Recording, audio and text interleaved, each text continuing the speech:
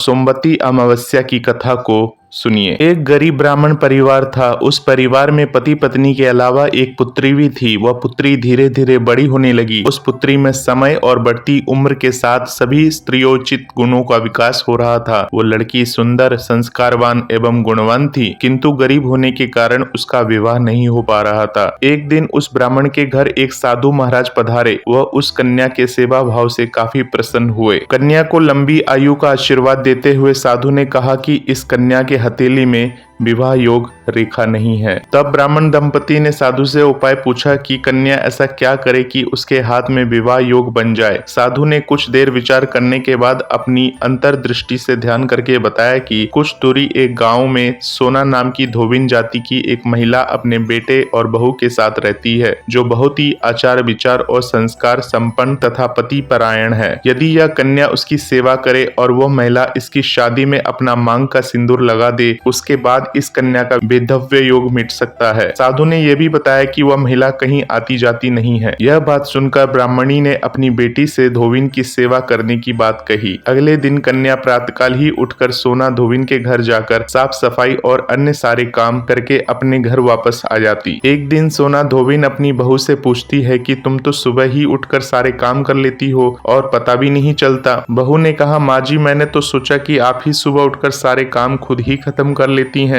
मैं तो देर से उठती हूँ। इस पर दोनों सास बहू निगरानी करने लगे कि कौन है जो सुबह ही घर का सारा काम करके चला जाता है। कई दिनों के बाद धोबी ने देखा कि एक कन्या मुंह छुपाकर अंधेरे में घर आती है और सारे काम करने के बाद चली जाती है। जब वो जाने लगी तो सोना धोबिन उसके पैरों पर गिर पड़ी। पूछने लगी कि आप कौन हैं और इस तरह छुपकर मेरे घर की चाकरी क्यों करती हैं। तब कन्या ने साधु द्वारा कही गई सारी बात बताई। सोना धोबिन पति परायण थी, उसमें तेज था, वह तैयार हो गई। सोना धोबिन के पति थोड़ा अस्वस्थ थे। उसने अपने बहू से अपने लौट आने तक घर पर ही रहने को कहा। सोना धोबिन ने जैसे ही अपनी मांग का सिंदूर उस कन्या की मांग में लगाया, उसका पति मर गया। उसे इस बात का पता चल गया। वो घर से निराजल ही चली थी, यह सोचकर कि रास्ते में कहीं पीपल का पेड़ मिलेगा तो उसे भमरी देकर और उसकी परिक्रमा करके ही जल ग्रहण करेगी। उस दिन सोमवती अमावस्या थी। ब्राह्मण के घर मिले पुए पकवान की जगह उसने ईंट के टुकड़ों से 108 बार भमरी देकर 108 बार पीपल के पेड़ की परिक्रमा की और उसके बाद जल ग्रहण किया। ऐसा करते ही उसके पति के मुर्दा शरीर में वापस जान आ गई। धोबिन का पति वापस जीवित हो उठा। इसलिए सोमवती अमावस्या के दिन से शुरू करके जो व्यक्ति हर अमावस्या के दिन भमरी देता है, उसके सुख और सौभाग्य में वृद्धि होती है। पीपल के पेड़ में सभी देवों का वास होता है। अतः जो व्यक्ति हर अमावस्या को न कर सके, वो सोमवार को पड़ने वाली अमावस्या के दिन